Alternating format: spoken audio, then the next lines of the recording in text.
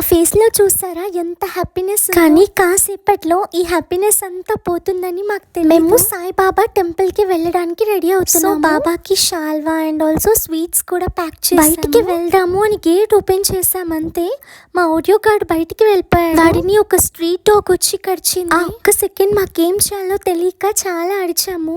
చిన్నప్పటి నుంచి ఎంతో ప్రేమగా చూసుకుంటున్న మా ఓరియోని ఇలా అయితే మేము ఎప్పుడు చూడలేదు. వాడు చాలా చాలా సఫర్. మనుషుల కంటే నోరుంది కాబట్టి ఇక్కడ వస్తుంది అని చెప్తారు, కానీ మాటలు రాని ఒక జీవి ఏం చెప్తుంది? వాడిని చూస్తే మాకే చాలా జాలేసింది.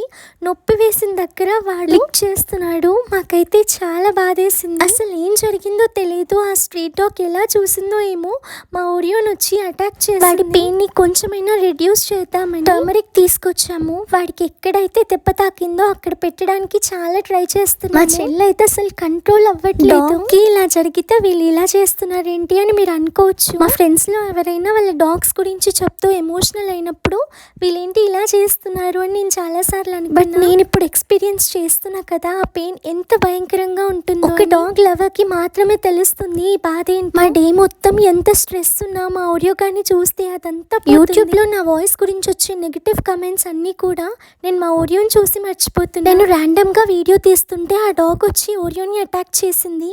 అనుకోకుండా ఆ క్లిప్ రికార్డ్ అయింది. నేను కింద ఫుల్ వీడియో ట్యాగ్ చేస్తాను, చూడండి.